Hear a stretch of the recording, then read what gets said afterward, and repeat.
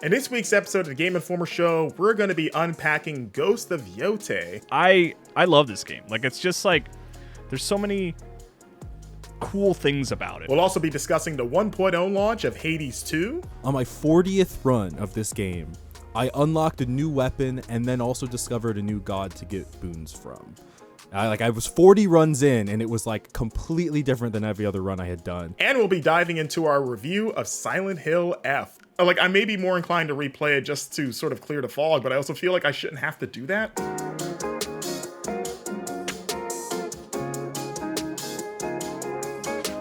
Hello, everyone. Welcome to the Game Informer Show, a weekly podcast covering the video game industry. Join us each and every week for a discussion on the latest gaming news, reviews, and exclusive reveals with Game Informer staff and special guests from around the industry.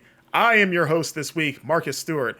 I am joined by the king of the Hilliard himself, Kyle Hilliard. Hello. Hello, King of the Hilliard. All right, I'll take it. I'm the king. I did it. And what's a king without another king? Because we have the King of Hearts himself, Charles Hart. King of Hearts. I like that. I was gonna say, Kyle, do you feel like the king in your family dynamic? No. I was gonna say, I don't know, 'cause I feel like you talk about your wife and daughter enough that I'm like, I don't know. They're in charge, man. I don't Yeah. make any decisions. Are you kidding me? I'm the only Hart that lives in my house, so I feel fine being the King of Hearts. Well, for now, Mr. That's true Engaged. for now. If she decides to take your last name, I suppose. Yeah, she's going to. So Smart. for now, but you know. Nice. Well, hello, everyone. Welcome to the Game Informer Show. We have a absolutely stacked episode this week. We've got Ghost of Yotei. Kyle Hilliard reviewed the game. He's going to be talking about that. We've got the 1.0 launch of Hades 2. Charles Hart, you reviewed that. I've got Silent Hill F, which also came out this week, that I reviewed. We're going to be talking about Baby Steps. We're going to be talking about Hotel Barcelona. And maybe we might talk about the state of play. Who knows? But yes, it's a very big week. So before we jump right into it, of course, if you want to support Game Informer, the best way to do it is to go to GameInformer.com/subscribe and sign up for a magazine subscription. As you can see, Charles Hart holding up our recent Ninja Gaiden 4 issue. Kyle Hilliard's got our Vampire the Masquerade Bloodlines 2 issue. Of course, recently we announced our next cover story, which will actually, I believe, go live digitally next week, which is on The Outer Worlds 2, which I wrote. Yeah. You can get 10 issues a year, physical and digital, delivered to you by signing up for a magazine subscription. You can also sign up for just the digital edition for a reduced price, but it's the best way to support Game Informer as an outlet. And with the improved paper quality and just over 80 pages of in-depth features, previews, reviews, and more, it's, dare I say, the best way to keep up with video game news today. Hot exclusive. I'm gonna tease a feature in the Outer Worlds 2 issue. Whoa, Toby Fox interview. That's all I'll say. Yeah. that's pretty cool. Pretty good tease, Creator right? of Undertale. Yeah. Face Creator of Undertale and- reveal? No. Has he never shown his face? No, I don't think so. Really? I think they just did a stream, and maybe I could be totally wrong, but I think they just did an anniversary stream of Undertale, and he's represented on the couch as like his little dog persona. Oh right, yeah. Oh. Yeah. I was hoping he'd be like Mr. Nier Automata with the moon helmet. Sure, I was hoping he'd be like that, but with a Sans helmet. Yeah, That'd be good. Yeah. That'd be pretty good. But yes, keep an eye out for that in our Outer Worlds issue. Like I said, goes live digitally next week. But Kyle Hilliard, without further ado, Ghost of Yotei, the sequel to Ghost of Tsushima, one of the PlayStation 4's best games. Is it out this week, or is it next week, or October? October 2nd, I believe. October 2nd. Yeah. Yeah. This embargo Week lifted from pretty early, I from guess. today, I think. Yeah, it's Yeah. pretty. Yeah. Yeah, a week from today. But yes, you played it, you finished it, your review is up on the site. Tell us, is this a good game? Should we be excited for Ghost of Yotei? Yeah, absolutely. It is a fantastic game. I loved Ghost of Yotei. I really loved Ghost of Tsushima, and I really loved Infamous Second Son, and I really loved Infamous, and I really loved Sly Cooper How far 3, back we and Sly gonna go? Cooper 2, and Sly Cooper 1. And I've never played Rocket Robot on Wheels. But that's all to say. I've always... A fake fan. I've always admired Sucker Punch a lot. I think in a way they're kind of underrated because they're not really spoken with in the same breath as like Naughty Dog and Insomniac. But like, they're like maybe my favorite Sony like owned developer in that sort of, you know, triumvirate, I think. Like, honestly, even more than Sony Santa Monica? Oh man, that's tough. Yeah, that's tough.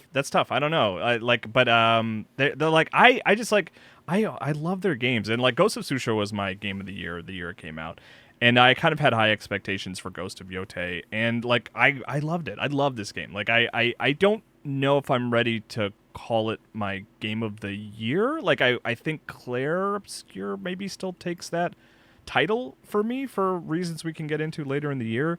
But this is like, if it's not number one, it's certainly like a close number two. But yeah, I love this game. Like, it's just like, there's so many cool things about it, right? Like, it's not this radical reinvention of what worked in Tsushima, but it's just like, it's just really good. Like, the world is fun to explore. There's no loading times at all for fast travel, which means the pace is just like sprinting all the time. Like, it is constantly fun to just be doing stuff in the world. There's no like, there's barriers in the sense that like you're kind of going through a narrative, so like you are going along like a story track, but there's no barriers in terms of like the player interacting with the game, if that makes sense. You know what I mean? Like, there's never a moment to like be bored if you don't want to be bored. If you want to be bored and you kind of just take in the scenery and not really focus on anything, you can totally do that. But like, it's one of those games that was interesting to play because, you know, I had a review deadline that I was trying to hit. I knew it was a big game, but like, I could not stop myself from doing all the side stuff. Like, I just couldn't focus on the main story in a complimentary way, where it's because it's like, if you're riding your horse to like that point, like, you're gonna get distracted by something that's worthwhile. Like, whether that's just like following a golden bird to get like, you know, find a hot spring that gives you more health, or if it's like a side story that they're like, all the little side quests are really engaging and interesting in the sense that there really isn't a lot of repeated things of like, oh, this person needs like 5 flowers, go get them 5 flowers. Like, every single side story just has kind of a unique, interesting twist to it, and because there's no loading screens and the fast travel is instantaneous, it's really easy to just like pop around and get distracted and then get right back to what you were doing.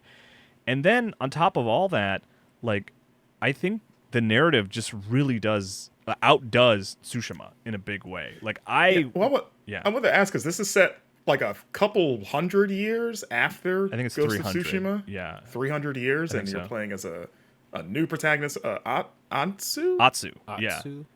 What year is it? Do you know? I don't know. I mean, I think it'd be because I think it's like 15 or 1600s, because Tsushima was 1200s. Yeah, wasn't it? I mean, it's a significant amount of time, and it's a different area. So I mean, there's no ties to Tsushima really. Yeah, 1603. Okay. Yeah. Is it, Charles? Yeah. But yeah, I mean, and like, but the thing I was getting at is just like, the story of the game is really engaging and good, and I like Atsu a lot. Like, I like her more than Jin. She's a much more interesting, sort of well-realized protagonist that I really just liked being with and hanging out with. And there were times in the game that like really got me, like really were making me cry and like brought me to tears and things like that. I cry pretty easily when it comes to like fiction. So like I'll you know, maybe not everyone will have that experience, but like I was messaging Haley over at MinMax because she got really far. She's almost beaten it at this point, and we were both kind of like, yeah, there's at least one part that like, you know, was making us tear up, and I messaged her, I was like, I bet it was this part, wasn't it? She's like, yeah, it was that part. You know, so like, I'm not spoiling anything, obviously, but I mean, it's just one of those games that I went into with high expectations and they were exceeded. You know, like, I love it. It's so good. Does this game get into because one thing, I'm going to preface saying I really liked Ghost of Tsushima, but I think I've always been on the lower end of my likes. I know people have a love affair with the game, and I was always just like, it's good. It's really good. Yeah. One of the things that annoyed me about the game was sort of the premise of the, like debating whether to use like stealth or just facing enemies head on. and sort of the story conceit around it was like infuriating to me because I hated Jin's uncle so much just because of how anti-stealthy he was in a way that just made no sense to me. Yeah. Like, is there still that sort of like No. balance of like you're choosing which style to go through and it's like a weird moral decision at all, or do they just say like, kill whoever you want? No, Who cares? that's the thing that's one of the reasons I like Atsu so much is like she doesn't care about that stuff. Like she doesn't, her focus is so specific and like extremely sort of defined of like, I was a kid and these 6 men killed my parents and my brother in front of me. And they used a sword to stick me to a tree that they set on fire, and I have spent my whole life trying to get back at them.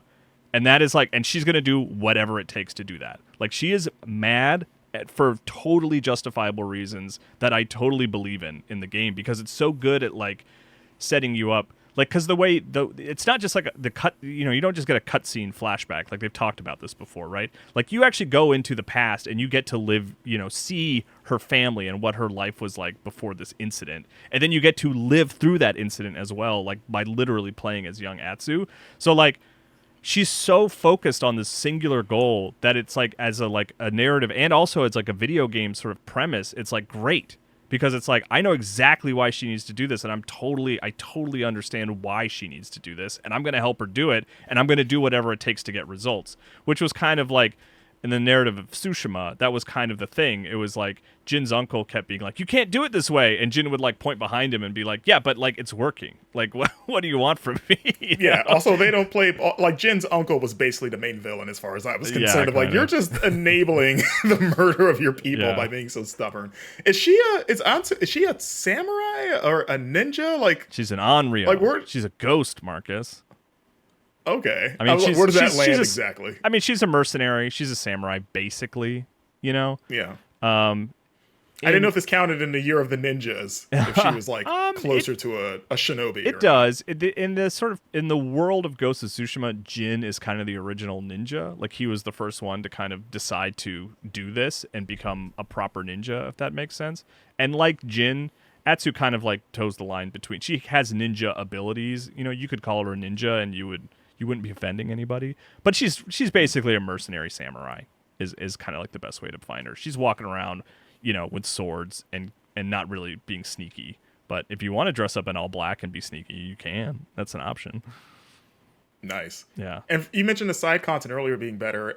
That was actually one of my problems with the first game, is that I thought the side content, outside of the main like ally missions, I thought everything else was pretty boilerplate in a way that I found disappointing.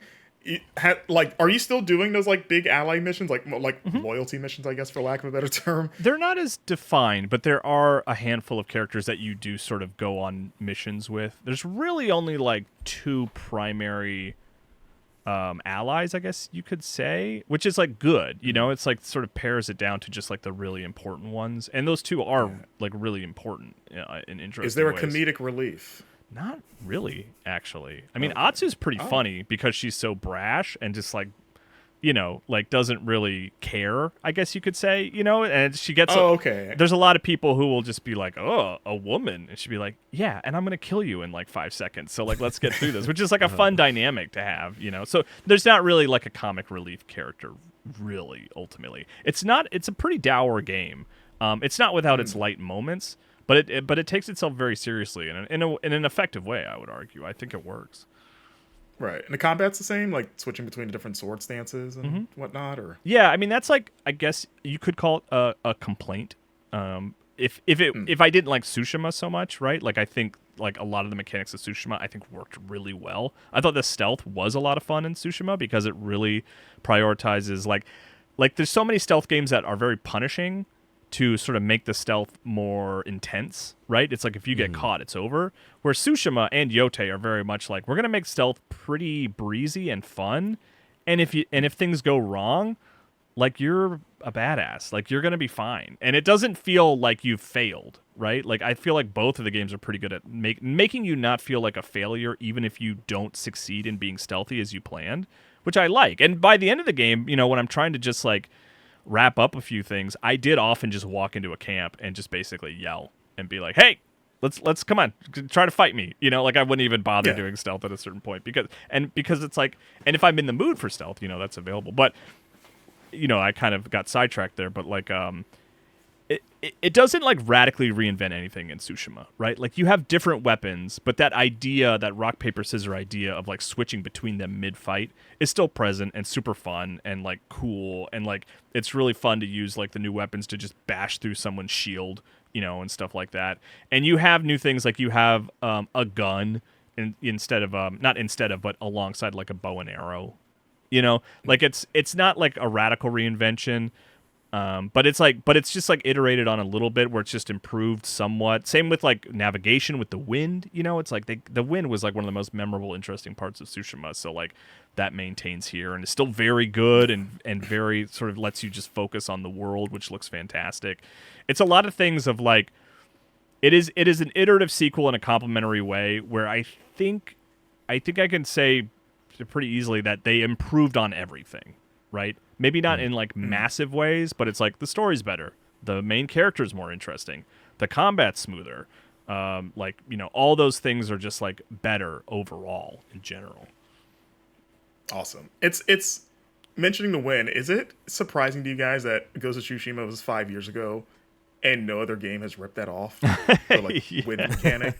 That's a good point. That's kind of wild to me because of how that's such a great idea and such an easy idea to just pluck and put into your game. I know. And I don't know if maybe there's something I don't know of, but it's like, how has that not just been ripped off yet? Like this is only the second game to do it. I mean, it's very much people take like an all or nothing approach to the maps nowadays, where it's like either you're going all the way and you're like getting the towers and clearing all the sections off, or people are like, we hate towers and clearing sections off, so we're not going to give you any map and you're going to have to figure it out all by yourself. And sometimes that's fun and sometimes it's not fun, but I really like the balance that Ghost of Tsushima struck. Like you can't. I never really pulled out my sort of telescope and just marked the map and just went in that direction. I think there was only like one little side mission I did it for, but like that's you could totally do it that way, and you can see like you can look out in the distance and see like smoke rising up in the air, and that's like always a signal that there's something interesting there. Right. But you could also just like use the map and mark it, and like I said, fast travel's instantaneous. There's never a barrier of like. Maybe I should just ride my horse over there. It'll be quicker than watching a loading screen. Like it's insane. Like I don't know how they pulled it off. Where like it's just everything is instantaneous. It's wild. I mean, I guess they figured that out with Spider-Man because that also had the instantaneous Well, Tsushima load that nobody used because the traversal was actually really fun. Yeah. I mean, Tsushima has that quick travel, loading too, but it still feels magical. Like it's wild that you can just like press a button and you're there. Like it's crazy. Yeah, it is interesting how much of a like modern gaming thing that I've started to get really used to, and then like Marcus and I will be streaming Resident Evil Outbreak, and to move between one room and another room is like 10 seconds of loading screen per room, and it's they just don't do that. Yeah, the heartbeat is literally counting the number of heartbeats that you have waiting for the next scene to load in. Awesome. I have not been able to fire up my copy yet, which I was hoping to before this, but just busy with my own stuff. But I'm super excited. Yeah, I'm super excited to get to it. Like I said, I liked Tsushima a lot. It was just like short of just falling in full love with it, but everything you're saying sounds awesome. And like actually, I guess the last question I have was like that original trailer. Remember that first trailer had that really kind of like that soundtrack with like the kind of westerny kind of vibe. Like is that indicative of like the tone of the game? Because I mean the idea of the revenge quest sounds like something that could be like a spaghetti western of like going, like does it have like that westerny vibe, or you think that was just sort of a one-off for that trailer? It does for sure, like especially like the sort of climax of the game, like the final sort of confrontations and stuff like that definitely have sort of a western kind of tone. And when I say western, I'm talking about like the film genre, right?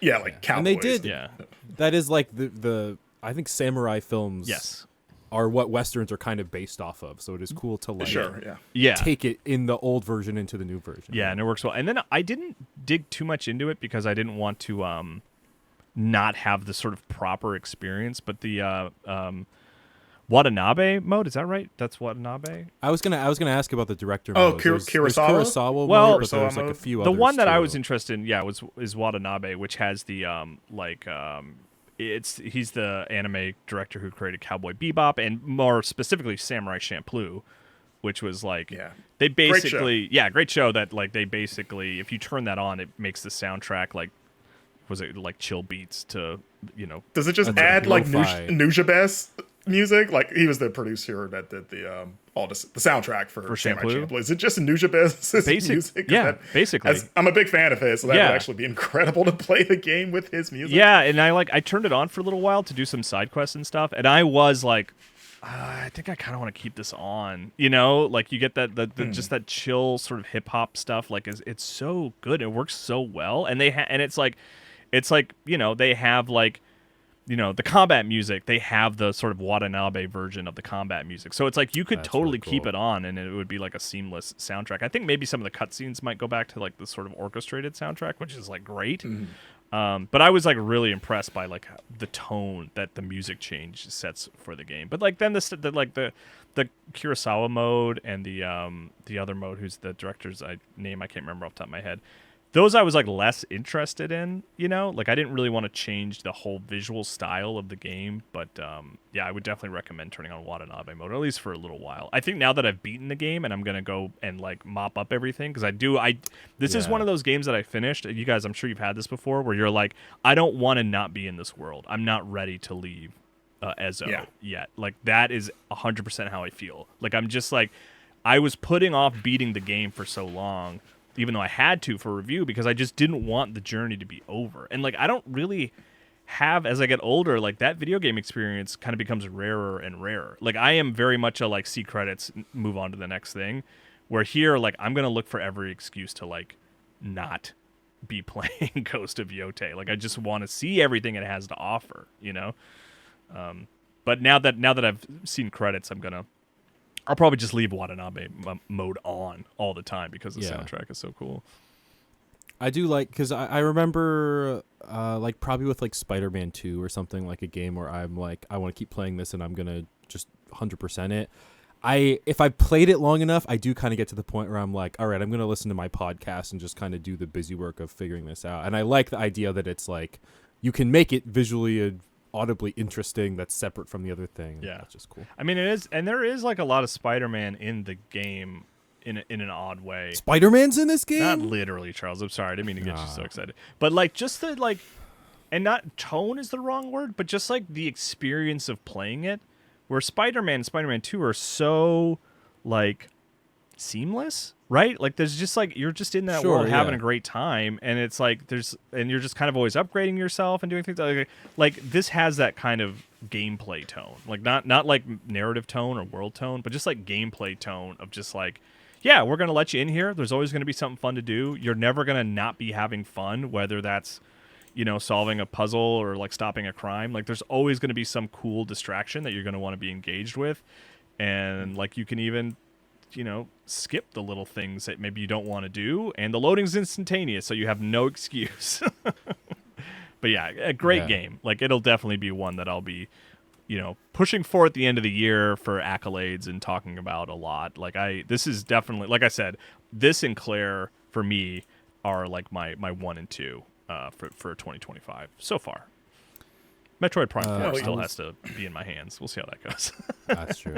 I wanted to ask, Are you a Erika Ishii fan of like outside of games? No, I am now. I was like, because I like her as Atsu so much, but I was completely unfamiliar with her until playing Yotei. If you ever watch Dropout stuff, Erika Ishii does a lot of like comedy things and actual play, like tabletop stuff. Yeah, she's like a D&D person, right? Like she's right? She's been on Critical Role and Dimension 20, and she's on my favorite show, Worlds Beyond Number. Oh, there you go. On Patreon. She's great not paying as Atsu. It was a fantastic performance. I was really impressed by it. Yeah. Yeah. Oh yeah. Well, Ghost of Tsushima, like we mentioned, out October 2nd Yotei, for just to be PlayStation. clear. Or Ghost, yeah. Ghost of Yotei. Out now. To be Ghost clear, of Ghost of Yotei. Tsushima Sorry, also Ghost of out. You Tsushima's can play out now. Ghost of Tsushima also. A That's good what I game. was saying. Yeah. You can, yeah. So October 2nd, Ghost of Yotei for PlayStation 5. Wait, Charles, real quick. Oh. Charles, are you a Tsushima guy? Are you going to play Yotei? Yeah. So I didn't play Tsushima when it came out. And I don't really remember why. I don't know what was going on in my life at that point. I thought I was still in college, so I think it was just like literally busy. But I played it a few years after, and I got like 15 or so hours in, and then I was like, I'm done. I think I like finished the first act or like the first major section, and it kind of opened up a new part of the world. And I remember having the thought where I'm like, I'm good. I don't really feel the need to. I don't know. Yeah. I liked it, but it didn't really get its hooks in me, and I was more playing it because I knew people liked it so much, and I was like, I got to get around to it. And I ultimately was like, it kind of felt like another open world game, and I both wasn't really in the mood and wasn't like super blown away. I think that this story, you were saying it's so good, that is just immediately more compelling to me. I like the story a lot more. I think about. And yeah, I genuinely can't remember the story of Ghost of Tsushima off the top of my head right now. I assume it's a similar revenge story, but I somewhat, distinctly remember when I played through all of the Assassin's Creed games a few years ago that there's a pretty clear like linear graph of how much I enjoy the game and how much revenge is like a palpable part of the plot line, where I'm like in Assassin's Creed Revelations, Ezio isn't really trying to get revenge on anyone anymore, and I feel like he's not like driven to do all this crazy killing and stuff. Yeah. But when there is that, I'm so into it. And you saying that was like a major part of Atsu's character is like, I'm like much more interested. Yeah, they lock it in really well. It's they do a good job with that. Cool. Well, yeah, I didn't mean to sort of sidetrack us, but like to hear your opinion. But I was curious, Charles. But yeah, good game. Alrighty, well, thank you, Kyle.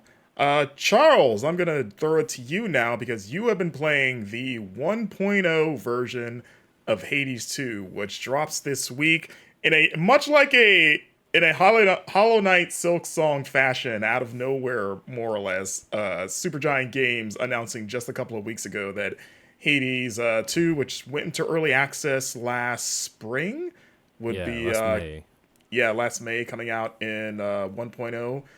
Which they did keep to their schedule. They always told everyone, including us, when we did the cover story, that it would be out sometime next year. Which I was confident about, just because they were saying, like, one, they went into early access a lot later than they did with Hades 1, which is why it was so robust even when it first went into early access, and also just them having a template to build on. I know Greg Kasavin was telling me when I was there, just like, yeah, we don't really need to keep it in early access as long. It should be out sometime in 2025. But it is here. You've been playing it. You finished it. What do you think? Yes, I played it. I really, really, really like it. Kyle was talking about. It was a lot. I'm serious. Kyle was saying all the stuff about Ghost of Yotei, and I was like, he's taking all my talking points for Hades 2. Yeah. Well, before we start, were you a Hades 1 guy at all? Absolutely. I love Hades 1. It's like one of my favorite games of all time, Hades 1. All time. All right. So yeah. I at the time of this recording, by the time this is out, the review will have been published. At the time of this recording, I have not really settled on a score all the way. But this is the first time I have reviewed a game and seriously considered a 10. All right. I'm up there. I'm kind of jumping around. I had a conversation with Brian, who's like in charge of reviews here, and I was like, I'm thinking about this. I don't know. Not asking him like permission necessarily, but it's like a big deal to give a game a 10. Oh yeah. And so we had the conversation, and having just finished it, I'm leaning more 10 than I was before I had finished it. Now that I've kind of like seen it through to the end, but yeah, this game rocks. It is like the perfect roguelike. I couldn't I have thought really hard about like a game getting a 10 doesn't necessarily mean it's perfect, but a thing I usually start when I'm reviewing a game is I'm like, how much do I like it, and then how much are things I dislike about it, like kind of bumping points off of that. Like, are there little quality of life things I think could be better. Do I just actively dislike this part of it? How am I feeling with playing the game? And like the more I think about Hades 2, the more I cannot come with a good like thing I would change about it, even on like a micro level. And whenever I'm not playing it, I'm thinking about playing it. And I also don't leave the game feeling upset. I never leave the game being like, oh, I'm mad at how that went. There's games where like then is it really a perfect roguelike, Charles? I think that's why it is. It erases that like I don't know, that major point where of like when I'm playing games casually, like not for review, I usually give myself like 3 of those, like I'm not really feeling this game, I'm going to turn it off. Mm-hmm. And once I have the third time where I'm like not really vibing with the game anymore, that's usually when I'm like done with it. Mm-hmm. And just the fact that I did not even really have one of those with Hades 2 is like really telling of how much I like it. If you don't know, I guess I'll like explain the concept of Hades and Hades 2. You are in this game, you're playing as Melinoë, who's a daughter of Hades, and in this story, Kronos, who's like the father of Hades and a lot of like the major gods in Greek mythology. Yeah, Titan is a titan of time. He has basically imprisoned Hades, Zagreus, all the characters you know and love from Hades 1 are somewhere imprisoned down in the underworld. And Melinoë was raised in the Crossroads, which is like the shadow plane between like the overworld and the underworld, and has basically been training as a witch her whole life to kill Kronos. And instead of breaking out of hell like you do in the first game, you're now breaking into hell. So it's a lot of like familiar kind of areas. It's like new twists on characters that you knew before. And it's just really, really good. It feels good. There's new weapons. There's a lot of new mechanics, but they're introduced so gradually that it's like I never felt overwhelmed or bored by them. Like a paragraph I had in my review is, on my 40th run of this game, I unlocked a new weapon and then also discovered a new god to get boons from.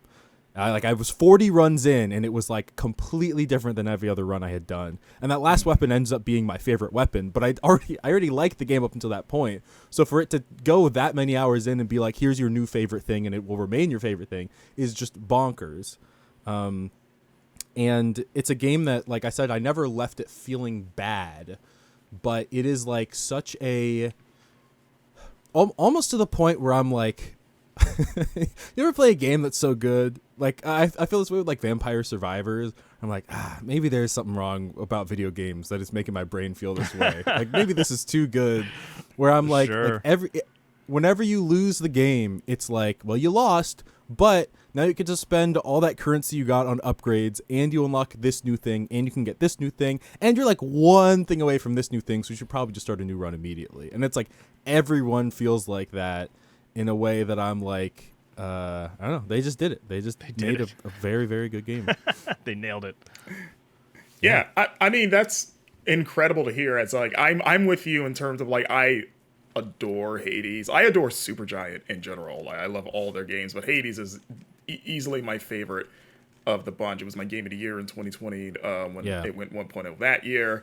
And I played a good bit of Hades 2 when it first went into early access, a lot of it for the cover story, and was like floored then by it of like, oh yeah, this is better in every way. And this just came out in early access. And I haven't touched it much since that first month, just because I didn't want to burn out on it, basically. Yeah. So I did you keep up with it at all throughout early access, or did you take a similar break? Like, I wonder, like, if you played in the beginning, how much has been changed about the game since it first went into early access? Yeah, so I also, as I'm saying this, I was talking about new things you unlock and how it's kind of gradual. There's some things about, like, the nature of Hades 2 that I don't want to spoil, that I think other reviews will probably talk about, but I think it's so fun to just discover stuff in this game. There's a big thing that happens that was in the original early access launch that it is public knowledge in terms of like the places you go. Yeah. But even then, I guess we don't need to go out of our way to spoil it, even though I guess it's been out there for a year. But yeah, it's also good. It's also good. Yeah. But so when I had played the early access, I did not exhaust all of the early access content, and I wasn't keeping up with updates. So I played like the first build of early access for like 20 hours, and I really liked it. And I came back, and I've been playing, and then also my fiance has been playing, like also on my Switch on her own profile, which has been a nice way for me to like see the natural like early stages of the game again without me having to replay them, and for her to have all like the natural like discovery of stuff and being like, oh, that's how we meet that character, oh, that's how this happens, etc. But for the most part, it is the same. It feels very similar. I would say the main thing that they changed that I like more, and this is I think a relatively early update to the game, is there's gathering tools. So when you leave to start a run, you can get like a pickaxe or a shovel, and that lets you collect certain types of resources that'll like let you upgrade your weapons or, you know, cast some kind of spell in the cauldron. And it used to be you had to pick one, and that was the only type of resource you could get through a whole run. And now they're like, that's dumb. You can just have all of them. You can just do all of them all the time, and it feels way better. And it was the one thing where like you would encounter the type of resource, and it's like, you can't get that this run, and that would be kind of the gist of it. So that's one thing that's changed. I think the feel is probably about the same. I remember when you did the cover story, because I edited that rapid fire, which you should check out, listeners. It's very good. I think they mentioned like about like the balance of the game. They were like, Hephaestus might be too good right now because we just added him in. But he still feels really good. So I think if they nerfed him, I couldn't tell. I don't know. All this is to say, there's a lot of words to say. It hasn't really changed that much, but it was already good. So I'm not really like surprised, but it has the feel of a game where you're like, I can tell this has been, you know, extensively play tested, and there's been a lot of feedback to make it feel as good as it does. Also worth noting, I played it on Switch too. I played my first 20 or so hours in early access on Steam Deck, and then I played this on Switch 2. No performance issues, runs like a dream, loads up quick. And it is a Switch 2 native. Like there was a Switch 2 native version, because it's also on Switch 1 too. It's something crazy like it supports like Switch 1 2. I love that game. There's if you have like a TV that supports 120 FPS, like this game runs that they like announced on Switch 2. I was like, that's crazy. Right, like on Switch 2. Okay. And I think only when docked, of course. Yeah. And I don't have a TV that does that, so I didn't test that out, but that's probably cool. I don't know. I think. But yeah, I think it's funny. Ahead, I know you're kind of the roguelike hater of the bunch. Kind of. Like I certainly have many that I have fallen in love with in a big way. Hades, it was one that I liked. Like I never quite crested into like love affair. I beat it, you know, like I saw it to credits and I was like, that was good. And that was sort of my sort of relationship with Hades. But hearing you talk about it, and like I was like, Hades 2 was on that my queue of like, I got to play this.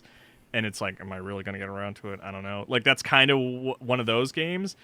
But I think hearing you talk about Charles, I think Hollow Knight's got to go, man. I think I gotta like. That's what I've been playing on my Switch too. I've been making really slow progress, and it's like it's not that I dislike it or anything, but I'm just like, every time I play it, I'm like, I don't think I'm in the headspace for a challenge like this right now. Yeah, I think I'm gonna switch over. Hades 2 is gonna become my Switch 2 game now. I think. Yeah, it is. Silksong is a perfect example of the I felt bad putting this game down one too many times, and that's what I'm doing a lot. Yeah.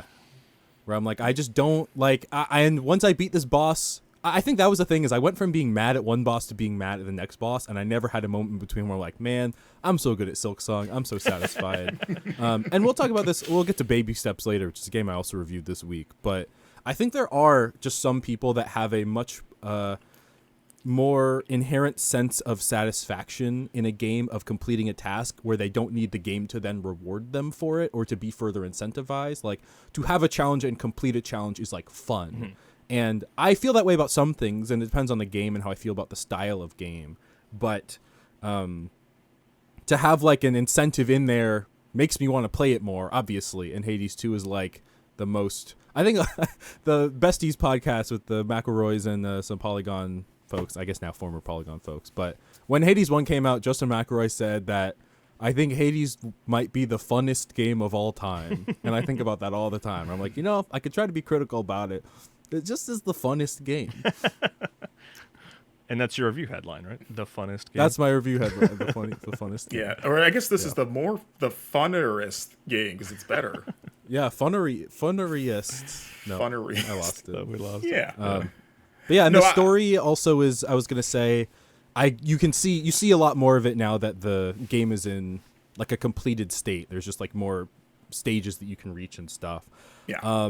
And I like the ending a lot. I think it's like I think with Hades 1 also, once you kind of see all the areas and all the bosses you're going to fight, you kind of have an image in your head of like, this is what success in the game will be like. And the way that Hades 2 kind of flips it on its head, and it's like, there's not necessarily an easy, straightforward solution to this sort of thing, is a thing where I was like, oh, I feel like, I don't know, everyone's smart. And the writers are very smart about making it feel like smart everyone guy, learns turns something. Out. Yeah. Yeah, I'm the first to say it. Hot take, yeah.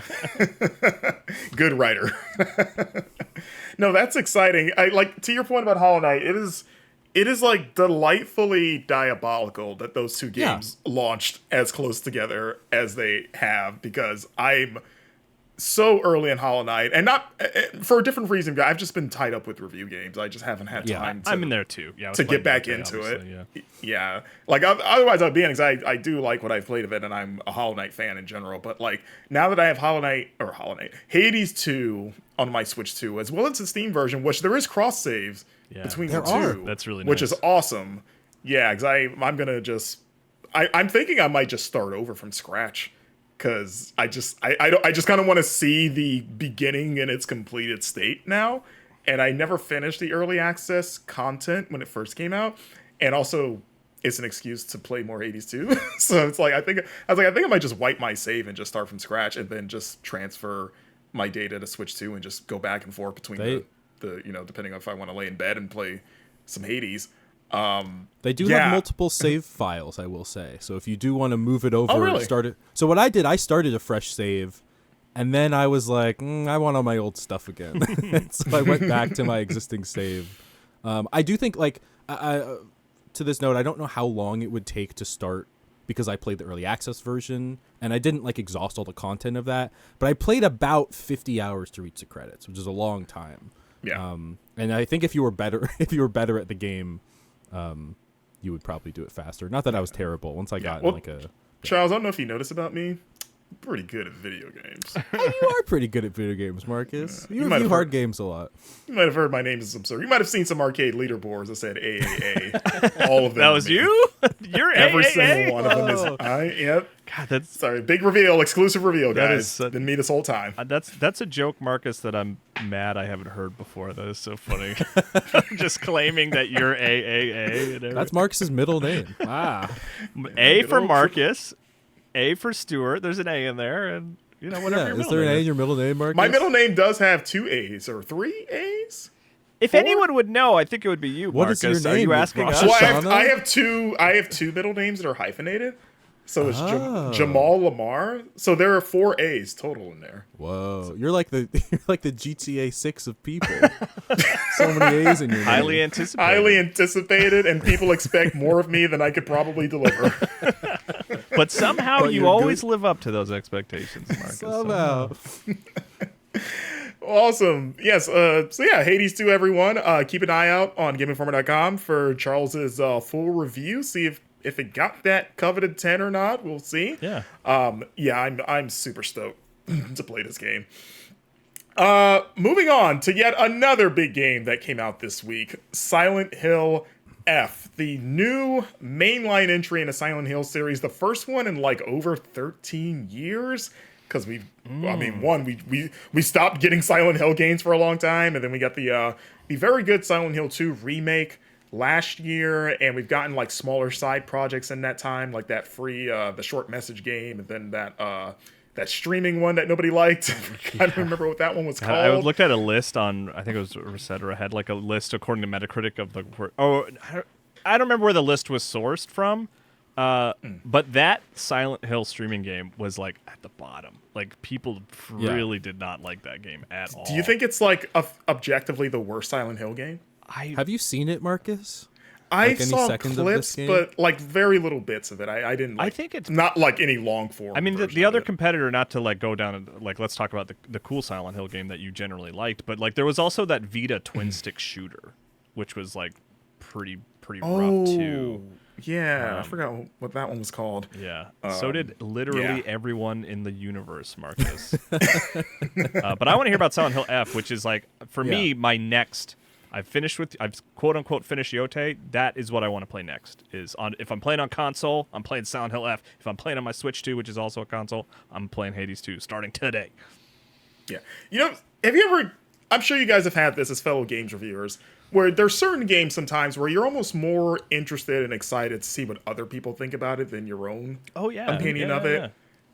Yeah. Like, I'm always this curious. game was this game was the prime example of that because of just the wild swings that it makes in its storytelling and even just its premise. But then also on the flip side, for me, there were things that were so kind of underwhelming that it was like I like trying to weigh like this aspect of the game, particularly the combat, is so prevalent and is so like kind of flat compared to the other things going on in this game that like it knocks it down quite a bit. Yeah. In a way that is disappointing, and then wondering like how much that's going to matter for other people, especially more like fans that are bigger Silent Hill fans than I am, because I'm a more recent Silent Hill fan, but I'm a huge survival horror guy and a big horror guy in general.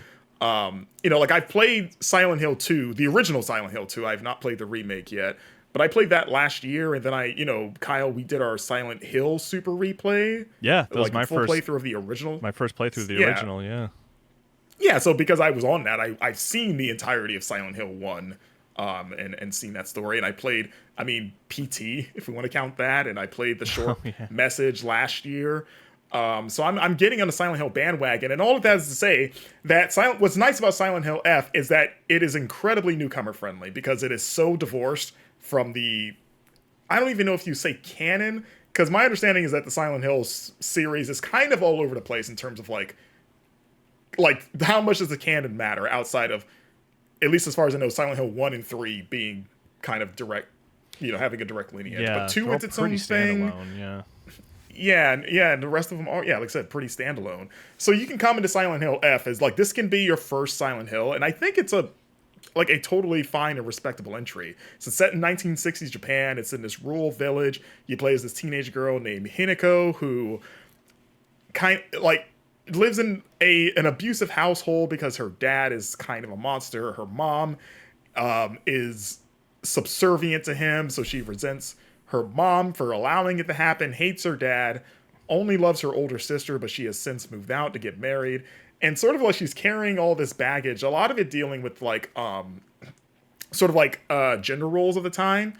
Like a lot of this game gets into some interesting sort of like commentary and symbolism around like feminism and like Hinako's entire personality and how rebellious she is. Like she's very masculine, and it's something her friends or some of her friends almost make fun of her for because she just prefers the company of boys, just because seeing how her father treats her mother. She's like, oh, is that what I have to look forward to when I get married? Well, I don't want to screw that. Like, why do we even put up with that? And she meets up with her friends, and the big sinister fog rolls into her town. Literally, it's a very abrupt start. Like, the fog just shows up, and you're like, oh, okay, we're just getting right into it. I don't know why this is happening. And then, transforms the entire town, and a bunch of the sort of like some of the familiar Silent Hill creatures, like the creepy fleshy mannequin show up, and just other weird, disturbing horrors. And from a presentational standpoint, this game is awesome. Like, I think the art direction is phenomenal. I think the cinematography and the cutscenes is really well done. Like, this is a very well shot game. The soundtrack by, longtime composer Akira Yamaoka, top notch, very different too, because he gets to play around with sort of the Japanese aesthetic a bit, but just like a lot more just Japanese sounding, string instruments and other just like era specific instrumentation that really sets it apart from the older Silent Hills. Like, this was a game that I never got tired of just looking and listening to. Like, it's just a very, very pretty game. Sort of the main contention point with it, even before, like, when the preview came out and everyone was talking about the combat, this is kind of, it seems like there's been a line in the sand with the Silent Hill community from what I've seen, because everyone has been nervous about, like, oh, is this like Dark Souls combat?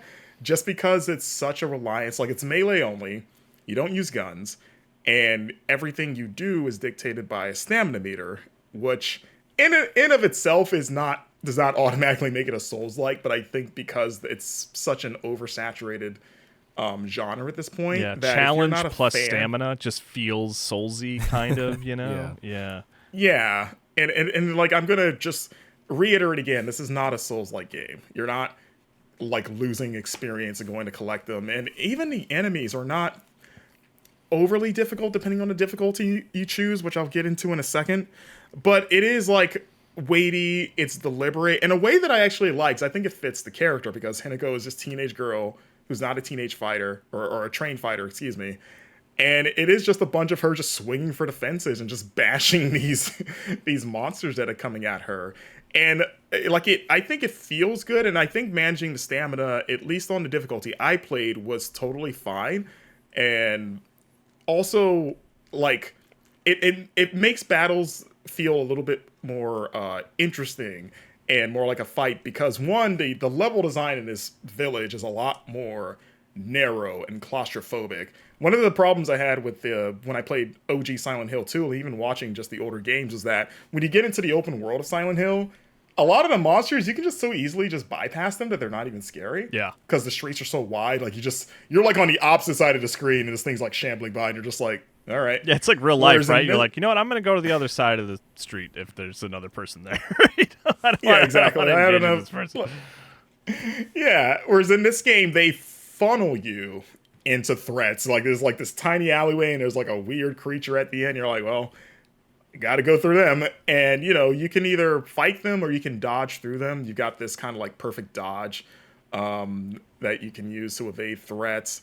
And there's even like a timed counterattack that you can do that's kind of cool. Like, they kind of force you to read enemy movements, because at certain points in their attacks, they're kind of like glow red, like this kind of red staticky thing that pops up for a second. And if you attack during that window, you'll do this like stun attack that stops them for a second, and you can use that as a chance to either escape or to finish them off, because they take increased damage when they're stunned like that. There's also a sanity meter, which is probably the biggest new thing in combat, where you have a focus mechanic where you can basically like hold a button to like really lock in on an enemy, and it basically makes the counter window easier to spot, and it lasts a little longer. But the longer you hold that button now, it drains this little meter, and when that meter runs out, you start taking when you take damage, it starts affecting your health instead of just affecting your sanity. And I think contextually the idea is like, oh, you're staring at this really horrific creature for a long time, so it's chipping away at her psyche. Yeah, and you can only replenish. Yeah, and if you take damage while you're doing this focus, you not only lose health, but you lose like a chunk of your overall sanity. And the only way to replenish that is to go to these prayer shrines that you save at, and you have to spend this currency called faith to replenish it. You can also use faith to buy these like equipable charms that you can use to kind of build like very simple character builds. Like, oh, I got these charms that focus on health regeneration, or ones that give me more stamina, like help with stamina management. And you can only have one at a time, but you can eventually unlock up to 3. Like, that I think is cool, but the problem is that the sanity meter is only locked behind the hard difficulty. And that's kind of one of my biggest gripes with this game, is the way they communicate the 2 difficulties. So there's 2 difficulty types for each style of play. So there's action and puzzle solving. You choose the difficulty for each one at the beginning. Okay. And you can choose either story difficulty or you can use hard difficulty. Now, immediately I have a problem with those labels, because usually in most games, that usually means the game's going to be too easy or too hard. And it's like, is there like, is there normal? Like, I don't necessarily want either of these if they mean what they usually mean in games. I just it's like if you went to a restaurant with spicy food and the two flavors were like no spice and burn your face off. Yeah, like is there a difference no between, seasoning whatsoever or too much. Ghost pepper. Yeah, right. Yeah. And it, like bland or too spicy. They're like I neither. But for story, so for the action difficulty, story is labeled as the traditional Silent Hill experience. So in my mind, I'm like, okay, I guess that means normal because it's saying like this is what you expect in these games. I was like, I guess I'll pick that one. And then also, funny enough, the review guide told us like you should play story actions. I was like, okay, I trust you guys. But for puzzles, hard difficulty is described as the traditional Silent Hill. So like that's the combination. It's like story, action, hard, puzzle. Okay. The puzzle difficulty, fine. Like I think the puzzles in this game are generally pretty clever. And you were playing it on hard, right? Is hard puzzle. Hard puzzle. Okay. What does the difficulty change for the puzzles? I don't know. I haven't messed around with the story puzzle yet. I don't remember what their description was of it, but I would imagine maybe there were some puzzles where you do them multiple times and it just gets a little harder. Maybe they cut out the number of times you have to do it. Like there's this scarecrow puzzle you have to do where you're trying to find the correct scarecrow in like a field of them using these really vague clues. And you have to do that 5 times before you get the puzzle to get to the other side of it. Maybe you only have to do it like 3 times in story. Don't quote me on that. I'm just guessing. Yeah. Because I don't know how you would. Just thinking about the puzzles in this game, I don't know how you would design them to make them easier structurally. Right. You know. But yeah, I don't know. I didn't mess with it. But for at least the combat, the difference between story and hard is that the story difficulty removes the sanity stuff. Like you still have it and it still drains, but it's basically a non-factor because you don't lose it when you get attacked the way that you do in hard difficulty. And in hard difficulty, you pretty much just have to manage it more. Like it's more of an important resource, whereas in story, it's just kind of there. And I think that fundamentally changes the combat in this game because I think in story the combat's way too easy. Really? Most things go down. Yeah, to me, most things go down pretty quick. Your stamina doesn't drain as quite as fast. But it trivialized the monsters to the point where they just stopped being scary because you just roll up on something and you're just like, I could fight this thing. The only thing that might discourage you from fighting is that all the weapons are breakable and you can only have the 3 at a time. So you can have like pipes, bats, sickles, kitchen knives, just random ordinary things you find. And they all degrade over time and some degrade faster than others. There's repair kits you can find that you can use to fix some, but those are kind of few and far between. But between the enemies dropping faster and also story mode gives you like an abundance of health items, like they're everywhere. Like I was constantly filled to the brim with health items where I was having to put them down more often than not. I was just like, I like, again, as a survival horror fan, I like feeling like I kind of have to ration my resources and that you're making hard decisions about like, am I going to heal now or should I maybe hold out for a bit until I get to a checkpoint or whatever? And there's not really any of that in this game and in a way that Silent Hill 2 has. So I was disappointed, and you can't change the difficulty mid-game. Like once you commit, bummer. That's it. You have to you have to start a new game if you want to see the other ones. So I was like, I guess I'm stuck with this. But again, this is what they said was the traditional Silent Hill experience, but at least playing OG Silent Hill 2, I was like, there was a lot more pushback on that than there is here. So my recommendation is if you're a fan, or even if you want any semblance of challenge, just go for the hard difficulty. I think managing the sanity meter makes it a lot more of a tense and interesting experience than it is in story mode. But even then, the other big problem I have with the game is that the enemy variety is really small in a way that was like really disappointing and a little shocking. Like there's probably 6 different enemy types in the game, and it's not a long game. It's about 10 hours. Like I beat it just shy of 10 hours. But you see pretty much everything in the first half, and then they save like one enemy type for like the last couple hours. But yeah, and it's like there's variations of each one. Like there's like 3 different mannequins, but they're the same in the sense of like, oh, they animate the same.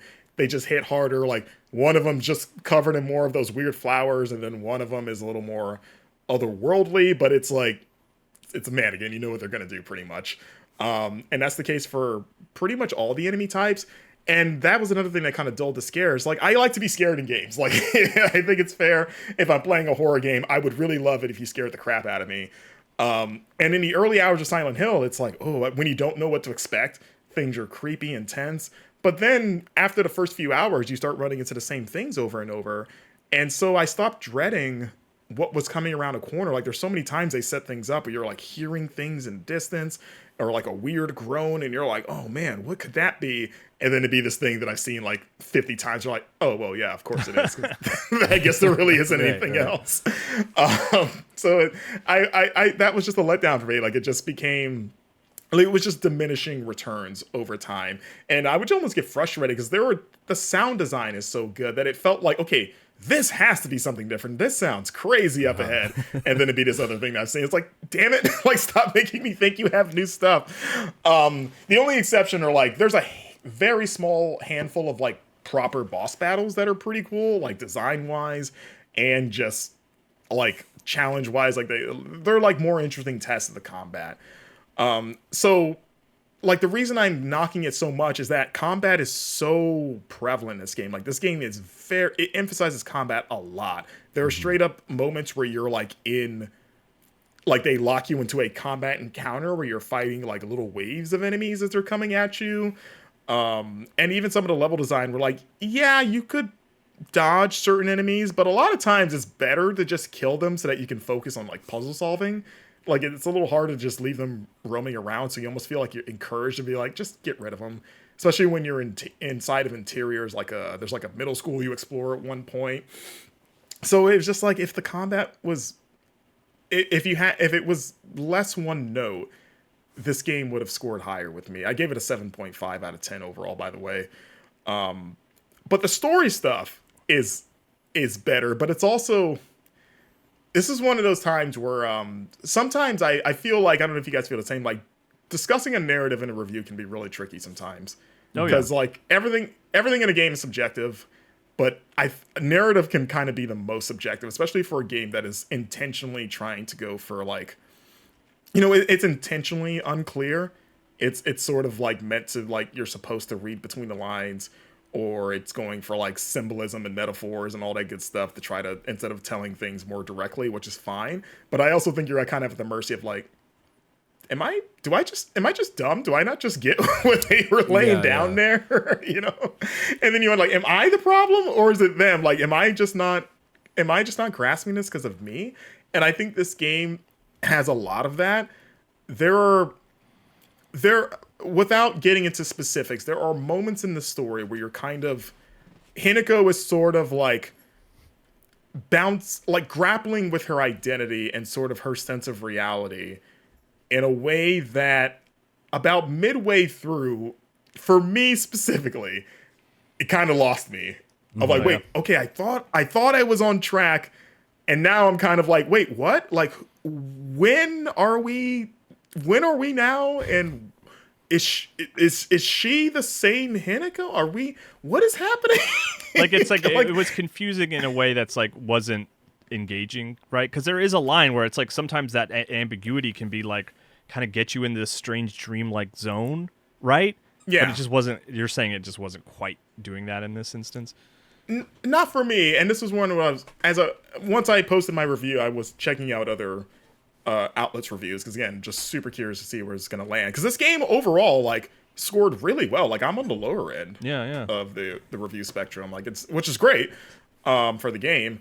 But hearing like the story is getting universally praised as like the best thing. Like, people saying like, this is maybe one of the best narratives of the year. Like, I loved it.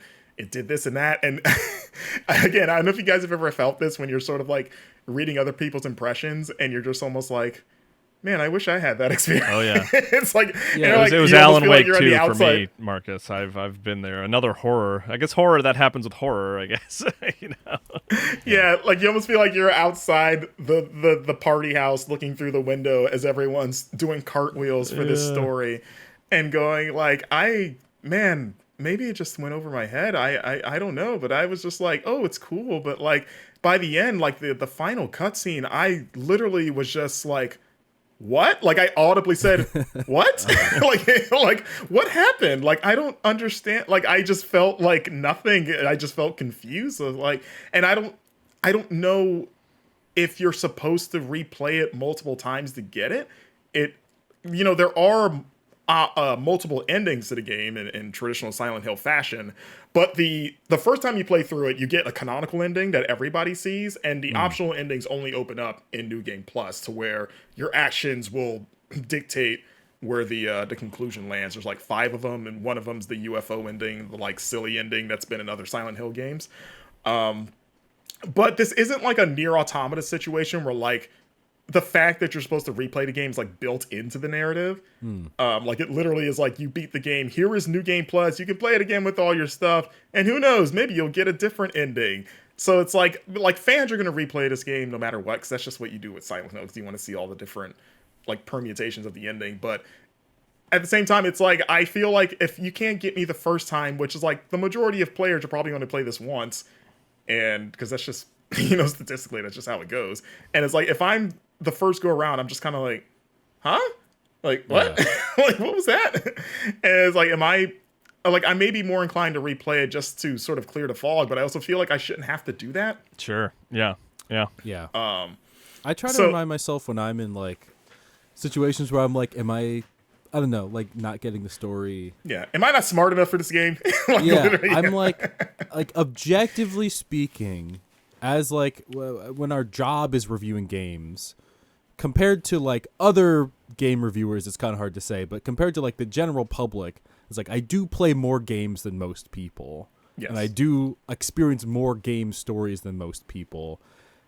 So if I don't understand it, it's not like there's going to be other people that don't understand it. So I think it's not like that crazy for you to be like, I didn't get it and that's confusing, because then people will be reading the this is a crazy thing to bring up, but one time when I was like 11, I was downloading games on my mom's phone, and there was this Spider-Man game, and this was like 2011, so there weren't like real Spider-Man games on Android phones.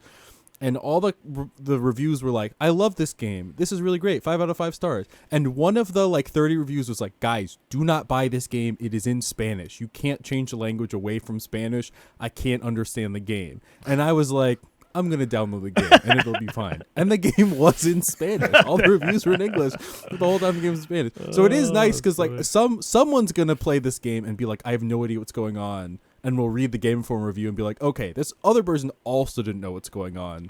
So at least I feel better about that.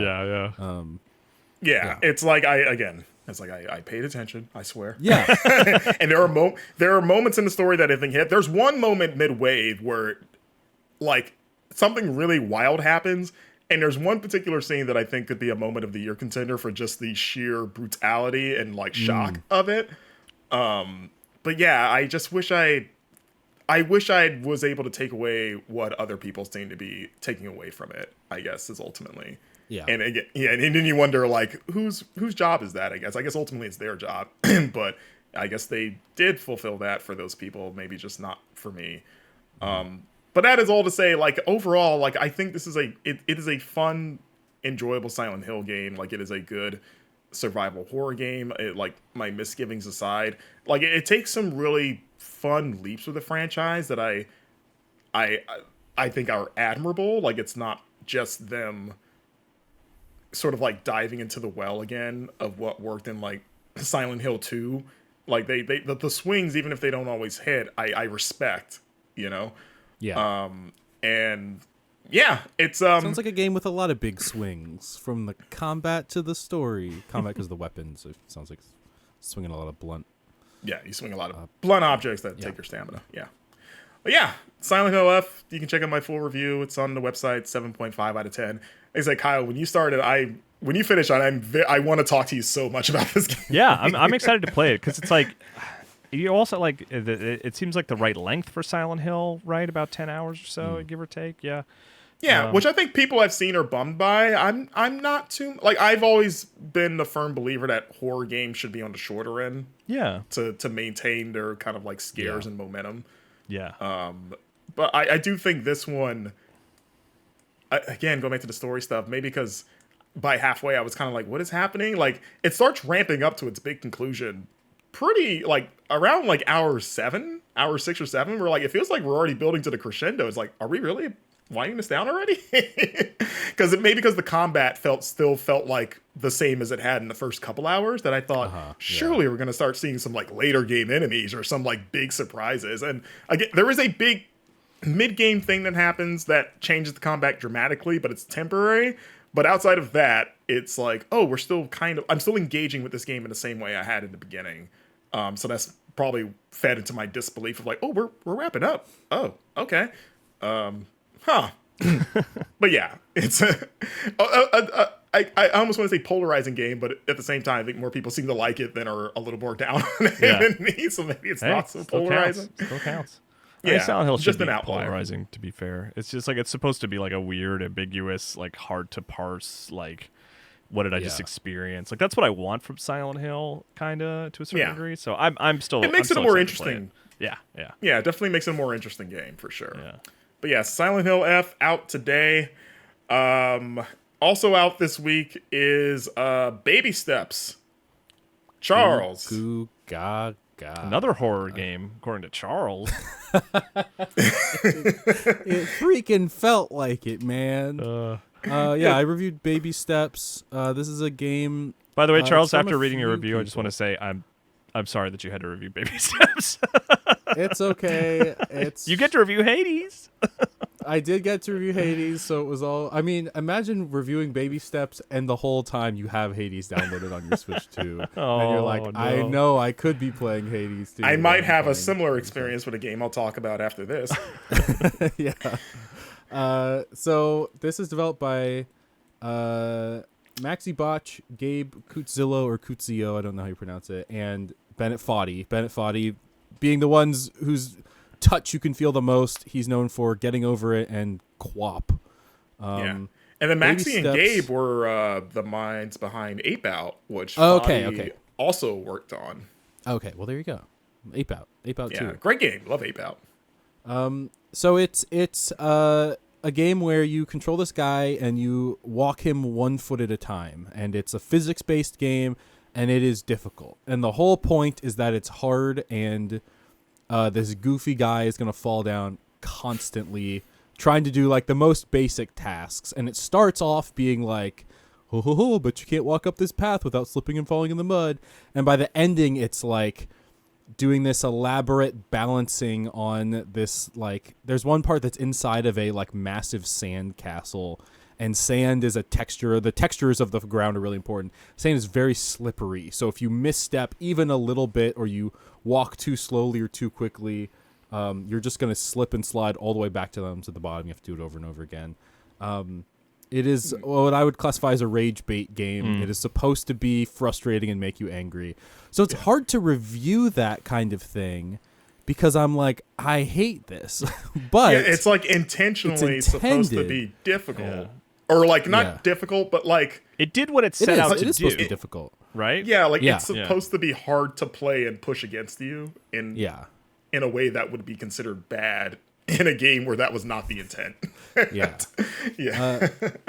So, and Marcus, you played this a little bit too, right? Yeah, I played like the first, I mean, it took me an hour to get to this point, but I got to the first like campfire segment. But I was also like taking the time to kind of like walk around. Like I found a hat. That I went out of my way to find, and then like that unlocked like I guess like an optional little cutscene when I slept at the fire. Yeah. Which I guess we should probably mention that this game is basically an isekai. It is, yeah. So Yeah. the main character, Nate, is like in his parents' basement, and he's got like a It's like a bong on the lazy, table. He's lazy wearing a 35-year-old guy. Yeah, the TV, it's the Netflix screen, and it's like, would you like to continue watching One Piece? Yeah. That's just like Wait, his vibe. is that what that says? Yeah.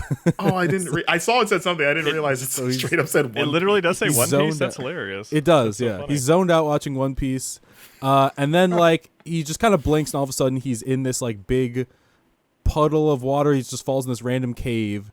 And the thing I do like about the game is the story. Nate is so awkward that he like needs help, and this is like a metaphor for the whole his life. It ends up being, turns out, he needs help so badly, and it's so clear. And at every given opportunity, he just kind of casually pushes it away. So it'll be like, "Hey, you fell down here. Are you good?" He's like, "Oh yeah, I'm good." And he's like, "Welcome. Let me show you around." He's like, "Oh no, I'm just gonna. Can I just leave?" And the guy's like, "What?" He's like, "Yeah, I'm just gonna leave. It's fine." And he's like, "Do you want shoes?" He's like, "No, I'm good. I'll just get on out of here." And there's like a map guy that I met at the fire. That was like a really funny exchange where he's like, "Yeah, I'm a climber. I got this map." He's like, "Yeah, it gives you a mini map. It shows everywhere." And for a second, a regular mini map pops up on the screen with like all these icons. Yeah. And then Nate just turns it down, and then you never get that map. Yeah, over and over again. It's like, "Do you want like climbing gear?" He's like, "No, I don't need it. I'm good." And then you play the game. You're like, "Nate, you dumb boy, you fully needed all of these things, and you still have a hard time." Yeah, it's like a very good example of like social anxiety. Yeah, of like, you don't like, people are, like I said, people are trying to help you, but you're like, I don't know if you feel like you're inconveniencing them even though they're offering it. I mean, I can relate, but like, yeah, no, it's very relatable. Yeah. I also like, I called him a pathetic character who lives in his parents' basement. And someone commented on the review and said, like, in this economy, it's not pathetic to live with your parents. It's actually totally fine. And I want to clarify that I think he's pathetic, and also he lives with his parents. You can live with your parents, and that's fine. Also, yeah, he's not doing anything to contribute to, like, as far as it seems like, based on what we saw, he's not like helping around the house or trying to like pull his weight there. He's just mooching off his parents, you know, and there is a difference. Yeah, guys, but One Piece has like 1,000 episodes. Like, you gotta really commit. So he's that's basically a full-time job. To get through One Piece. Story's funny, and then also I should say, Marcus, you're pretty early on. It gets so bizarre, which also kind of fits into the metaphor of like, he's just going out in the world, and it is like so strange and alien to him, and like to see people he doesn't recognize, he's like, I don't want to be near them. Spoilers for my next sentence if you're really concerned about the canon stuff of Baby Steps. Most of the characters you meet in this game have horse heads and are bottomless from the waist down. As in they don't have pants and they're all men. Yeah. So there's a lot of penises in this game. Yeah, there's allow nudity on. Yeah, in the beginning, the first thing the game asks you is, would you like to turn nudity on or off? Yeah. And if you keep it off, there's just a big black bar that just kind of hangs there. Oh, it's not even. It maintains. It's not like they it wear maintains pants the physics as far as I can tell. That's funny. But it's just like a big sensor bar. But it's just all these, and Nate's obviously really uncomfortable, but doesn't know how to ask people like, "Why are you a horse?" That's just kind of how it is. Or where are your pants? Yeah, just like, it's fine. So so that's like the story. That's the aesthetics of it. I find that funny. I like the cutscenes. I like the story. I like the place it goes. And the gameplay obviously is infuriating. I was trying to like evaluate it. I'm like, I'm going to meet this game on its terms. It's going to be frustrating. It's going to frustrate me. What does that look like? The thing I think that I would give this game a lot of credit, it's a lot more accessible than something like Getting Over It, because there are often hard paths and easy paths. And especially early on in the game, it's very clear what your destination is, and you can see, like, if you were really good at this game, you could try to go up this other path really fast. And I'm, like, excited to see people speedrun this game. But you can also take the long hiking path that's at a more reasonable elevation, and you'll get there slower, but you'll get there, and it'll be fine. And there's a lot of instances of this, and when you get in the later game, the thing that's frustrating is it is not nearly as clear where you're supposed to go. So on multiple times, I was trying to do these like very difficult climbing challenges, and in the review Discord, it was only eventually I went back in and found out there was like alternate paths for a lot of them that aren't clearly marked and you have to explore for.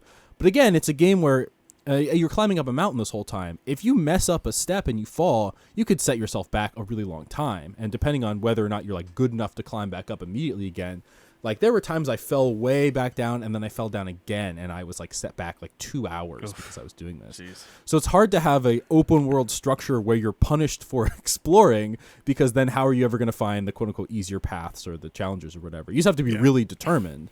Yeah, this is a game that makes you realize you take traversal mechanics in basically all games for granted. Because there was one moment where I saw like a weird shiny thing up on like a stack of rocks, and I was like, oh, I'm gonna go over there. And I spent like a good 15 minutes trying to get up there, and I just could not do it. And then was like, oh, screw it. I'm just going to go towards like the main path, and I'll come back later. But then as soon as I thought that, I was like, oh, if I come back down here, that's going to be a whole lot of work because of how hard it is to move here. Of like, in most games, you're just like, yeah, I'll just come back later. No problem. But here it's like, that's like a real, like, am I actually going to come back here? Like, do I want to put myself through that? So maybe I just won't. Maybe I'll just leave it be. Whatever that is up there, it's shiny and glowy. Maybe I'll just never know what that is because of the amount of work I know it will take to go back there at this point. Yeah. There's a part in the game later on where there's a big green metal spiral staircase that just goes straight up a cliff face. But then there's also a path you could walk on the cliff face. And one of the people is there talking to Nate, and he's like, oh, I bet you could never climb up this. It seems pretty difficult. You've got to be a man. And Nate's like, no, I'm a man. I can do it. I'll climb back up and it'll be fine. He's like, no, I don't think you could. I think you're going to take the stairs. He's like, no. And he's like, if you take the stairs, you're going to have to call me Lord. And you're going to have to refer to me as Lord from now on. And he's like, well, it's fine because I don't even need to. And I, as the player, I'm like, I'm not even going to entertain this long cliff walk. I'm just going to go straight up the stairs. Yeah. And I did, and then I had to call him Lord for the rest of the game, which was very funny. But yeah, it's mainly that thing where like I like that it lets you kind of choose your own difficulty level, and it's always going to be frustrating, but you get to be in control of it to some extent. But I don't like when it loses. You stop being able to tell that you can go do other things, and. Yeah, it would be a fun game to stream. It'd be a fun game to watch someone play because it is so punishing. And we did stream it earlier this week. And there was a great clip where Alex freaked out and accidentally closed the stream. It was hilarious. It was so funny. Yeah. But it's a thing of like there's a lot of, and I think it was designed like that. It's a hard game to put a score on, right? Because it's like, I hate it and I didn't like it. I didn't think I would like it. And there's people that will be interested in this sort of thing, but it's definitely not for everyone. And our Game Informer numbers, what the reviews scores say, 6 is what I gave it. I gave it a 6 out of 10. 6 is limited appeal, which I think is fair to say for this game. It's like, I would not recommend this to most people. If you know what kind of game it is, I don't think you need to read my review necessarily, because you'll know that this is the type of thing I'm interested in. But for other people that are like, is this like a fun casual game I can pick up, or is this something my kid could play because he's been watching the streamer play? It's like, nope. Do not. Bad idea. Yeah, man. Not just for the nudity and everything, but it's a challenging. It's one. A tough one, Charles. I admire you for reviewing it at the way you did, because it is like, it's that thing. It's like there was artistic intention here that is interesting. They're trying to say something, and by all accounts, like even beyond your reception, like it seems like they were effective in it, but it's like that doesn't necessarily equal like fun to play video game, Yeah. And it's like well, how do you sort of apply a score to that? Is tough. Yeah. So, but I think you did a great job. It's kind of like, maybe more so than Silent Hill. Like, it seems like when I was looking at reactions, they're kind of all over the place. Like, I've seen people hailing this as one of the best games of the year, and it's one of the best characters, and it's like, oh wow. And then your review just saying like, no, this is frustrating. Yeah, not fun. Talking to Jeff Mark Yafava, former Game Informer editor over at MinMax, he's on that side where he's like, this might be my game of the year. Like, he finished it, and it's like he was not obligated. He was not writing a review. He was not trying to hit a deadline. But some people really love it for what it is. It's interesting. I don't think I'm gonna play it. I just like, if I can't even make time for Hollow Knight, I can't imagine a world where I'd be able to make time for baby steps. Yeah. But I like the idea, and I like the humor. It is very funny. Yeah, in terms of we were talking about incentive and being rewarded for stuff in games. The rewards in this game are usually cutscenes, which I do like, but especially late in the game, it's not worth it. Marcus mentioned hats. There are collectible hats that you can get if you do these little challenges. I got a cool froggy bucket hat that I was proud of. But the way the hats work is if you trip and you fall down hard enough, your hat falls off, and you got to go pick your hat up. I've done that a few times. If you're trying really hard to get a specific hat and you fall on a big fall, you might have to go even farther down to go find your hat, pick it up, and then bring it back with you. No, that hat's dead to me. Very punishing game, comedically so, and I think I posted on Blue Sky afterwards. I was like, I am glad this game exists. I think it's a fun idea, but I did not have fun playing it, and it would be crazy for me to give a good review to a game that I hated playing every second of it. So I'm giving it a 6. That's fair. I'm in the camp where I do want to keep going with it. I want to see how far I can get. I would like to finish it. Like I like the writing and the humor so far. It's very few games are funny. This one has been so far.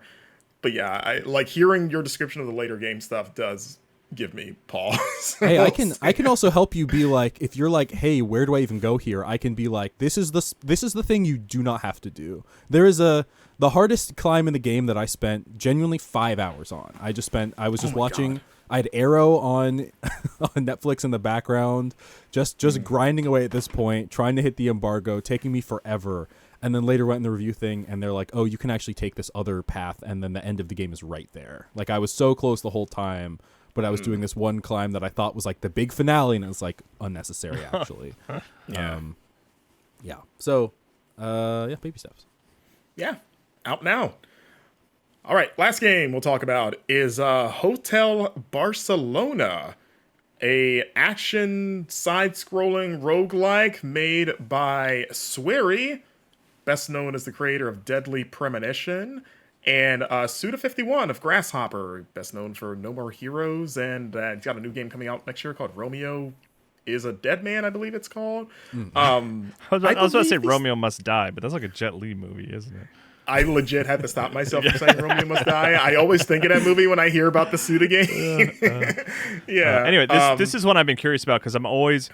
Speaking of games that aren't necessarily fun to play but are like super fascinating, Swery is like the king of that. Like, you know, like I have a lot of fondness for Swery in particular. Well, what if I told you, Kyle, that this game is very fascinating but not particularly fun to play? What? From Swery and Suda? We've really got two types of games on this episode of the podcast. The best games of the year, and then the frustrating games we like thinking about, but not in practice. Yeah, I mean, this one honestly, I've never played Deadly Premonition, but I know of its reputation. I did play a little bit of The Good Life, which was that weird life. I watched my wife play a lot of that one. Yeah, you can like change into a cat. You're like a journalist. Yeah, and I bounced off that one pretty quick. But like I would say, like, of all of Swery's games, this is probably the most sort of like mainstream friendly because it's a 2D action roguelike. So you're like, oh yeah, I'm on board for that. But also I think that because of that, this may be the most egregious of his games, because it's like when you say 2D action roguelike, I have certain expectation of like, oh, the combat's gonna be really good, and like when you watch the trailers, it's like fast paced, like you're like air juggling people, you're like slicing them up and stuff. You're like, oh man, this is 100% my jam. And the combat in this game is just it's bad. Oh it's no, Swery, no. It's so premise. You play as a U.S. Marshal named Justine, who arrives at the Hotel Barcelona. She is on a mission to hunt down some serial killers that might have taken over, but also she is possessed by an ancient titan named Dr. Carnival, who is this very like murderous, like just this like potentially evil entity, but we don't know yet. But they need each other, and Dr. Carnival is looking for the person that runs the hotel, who is a witch. That has bound him, like he is trapped because of this witch, and he's like, hey, the only way for me to be free is if we kill this lady. Justine is like very timid and very shy in comparison, so they kind of like complement each other, where she's very unsure about everything and she doesn't really maybe know if she should trust this thing, but also she needs it. And so he's always kind of like pushing you to like, no, you need to go murder all these people. That's totally fine. There's nothing wrong with murder. You humans are too soft. So you're in this hotel, and the hotel kind of serves as your hub in between these roguelike runs. Where you're meeting all these other characters, like a hunter, you're meeting the concierge. Each of them more or less serves as like different shops, like you can buy new weapons, because like you're pretty much wielding a mix of melee weapons and different firearms. Like you start with like this dual wielding like a sword and like sickle or knife or whatever, like two short stabby weapons. Basically, it changes. And a handgun, but you can eventually unlock like an axe, which is a lot slower, and then maybe the most creative weapon, which sucks because it's not particularly enjoyable, are these buzz saws that she can strap to her hand that are like motorized. So you're literally just like throwing like spinning buzz saws, like just swinging them at people. I wish that was more fun than it actually is.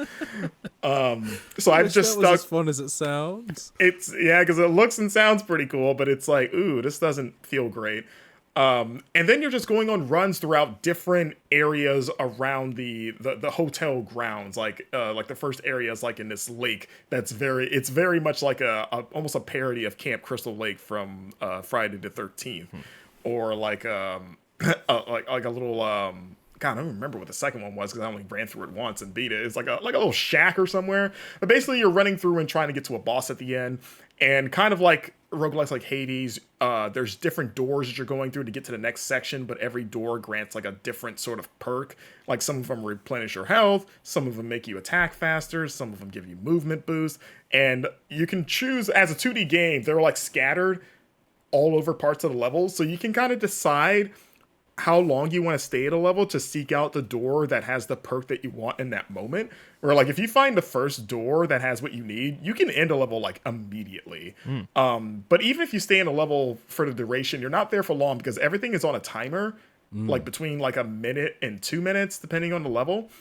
So it's very much a game that's like you get in and go, like kill these guys. You're jumping around trying to find the other doors, or just find like collect the kind of like upgrade materials that enemies drop, which are like bones and ears and other gross stuff. And the other interesting thing is that you're building up as you kill enemies, their blood is splattering everywhere.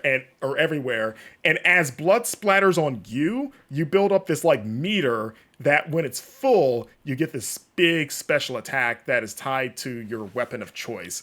But the problem, and I actually think thematically that's pretty cool, and the way the game plays with that is that there's different weather in the levels. Like at the start of a level, it does a little roulette saying like these are the conditions for this run. So it's nighttime and it's rainy. And when you get wet, it washes off the blood that you've accumulated and it makes that meter go down. So a lot of the challenge is trying to stay dry and keep all the blood that has splattered on you. Interesting. So that you have so that you have access to this big special attack at some point, especially you want to save it for like the bosses. But the combat just doesn't feel good. Like as I'm a big stylish action, like I'm an action guy. Like I love stylish action games. And like the worst thing you can do is like have the combat feel sluggish and just like it doesn't feel particularly weighty, and there just isn't the feedback behind it. Like it just doesn't feel smooth. Like going to Hades 2, like you were talking about having the sort of like bounce between baby steps and Hades 2, Charles. Like having to play a not fun action roguelike when Hades 2 is sitting right there as probably the epitome of action roguelikes is it's been eating at me of just I know, but or maybe the more closer parallel of something like Dead Cells, which is also like a 2D side-scrolling action roguelike, which I think the combat in that game is incredible. Yeah. And it's like with that in mind and playing this, it's like, you know, you can do all these things. You can unlock like more combos. Like there's a skill tree where you can kind of like add more to your repertoire. Like you can do like a block and a parry, but the block and parry don't feel good. And for some reason, like the parry is like blocking and hitting a different button and instead of just doing a timed block, which would make it less work. Like it's like if I have to block and then hit a different button, I'm just never going to use the parry because that just isn't quick enough for what a parry should be. You're creating a new one of the most intuitive button presses in all of video game is the block, and then you can time it perfect into parry. Existed for decades. One of those things where people try to change it. I'm like, why would you change that? Yeah. Like, why would you make this more complicated? Yeah. Yeah. And it doesn't even feel like that great when you execute it anyway. You got like a dash and an air dash that don't feel super great, and you have to upgrade it multiple times for it to mean anything because the distance on the dash isn't super great, and all the upgrades for it are like you can dash farther, and it's like I wish that was just from the start so that it felt like useful, because the boss battles in this game, the 2 or 3 that I've killed, are kind of nightmares on the normal difficulty. Oh, yeah. Where the attack priority is so cheap, and the way that they can just hit you out of a dodge, or in some cases because the dodge initially is so short and they're such big characters that you got to be like right up on to actually dodge through them without accidentally just landing inside of their hitbox and taking damage.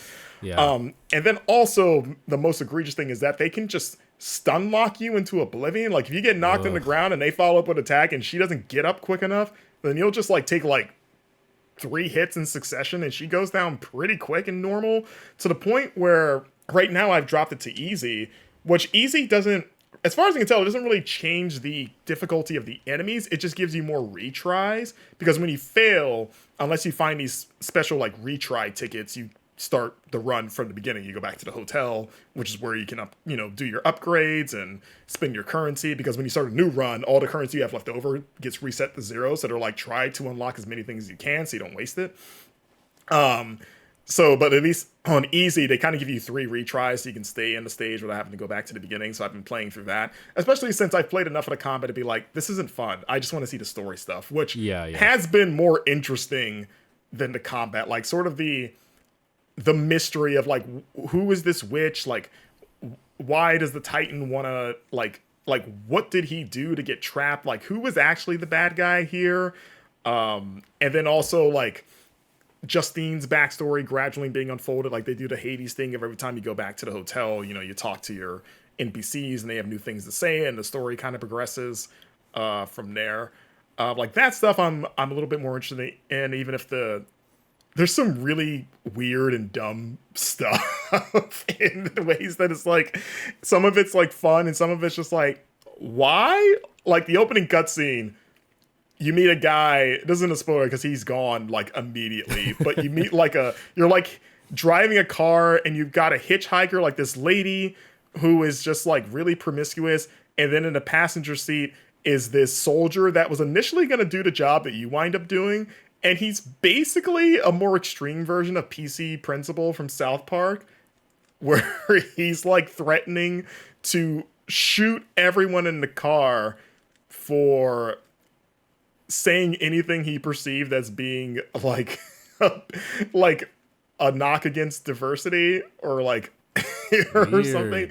Yeah, it's weird, and they're like, the dialogue is so blatant about it, but like, yes, he's like, we live in an age of diversity. And so like, you saying this, I don't even remember what she said, but it was something where like, you're mad about that? Like, how would you imply that she was being like bigoted in any way from that statement? But like, I don't know, there's like weird stuff about like some of the commentary about certain things where I'm like, okay. But like I said, he's gone pretty quick.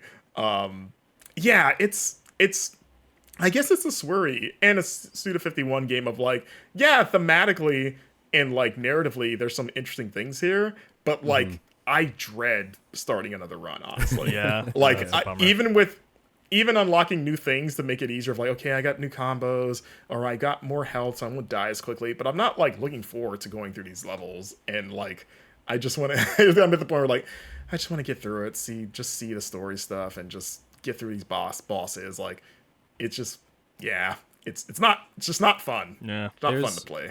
There's a breathlessness to your description of this game that I find very relatable, where you're like, the whole reason I did all this stuff is to talk about it, and I can finally explain all that I've been suffering in silence for so long, and now I could explain this weird guy in the car just that I had to just have in my head by myself for all this time.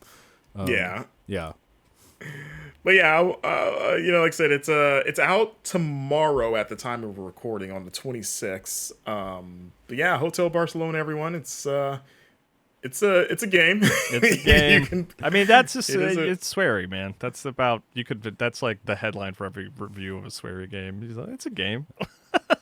It's got a style. It's got stuff. Great key art. We'll give it that in a very more Suda kind of way, honestly. No, sure. If we were gonna like pin it on someone, it's got a very Suda style that you're always kind of like, at the very least, you sort of like can respect and appreciate. Yeah. Cool. Yeah. Awesome. Well, I think we'll just wrap out the podcast here this week. Thank you guys so much for watching. Once again, if you want to support Game Informer, go to gameinformer.com/subscribe and get yourself a magazine subscription. 10 issues a year. We got the Outer Worlds 2 digital issue launching next week on September 30th, with the physical issue hitting mailboxes in early October. If you want to follow us on social media, you can find me on Blue Sky at Marcus Stewart 7. Charles, you're at ChuckDuck365? Yeah. Hey. Did I get it? Yeah, every day of the year, I'm throwing waterfowl. Chuck and Ducks 365. And Kyle, you're at Kyle M. Hilliard on social platforms. Yeah, you can find me. In terms of like stuff on the website, be sure to tune in every Friday. We've got our ongoing Resident Evil Outbreak Super Replay. Charles and myself working our way through the entirety of Resident Evil Outbreak ahead of Resident Evil Requiem in February. And every Wednesday we have also our Wednesday streams. We're doing that again. Like we mentioned earlier, Alex Van Aken and Eric Van Allen stream Baby Steps this week. But yeah, our Wednesday streams are kind of just geared towards highlighting more recent games, usually around 2 p.m. Central every Wednesday. So check those out. And yeah, guys, that's the show. Thank you for watching, and we'll see you next week. Bye, everyone.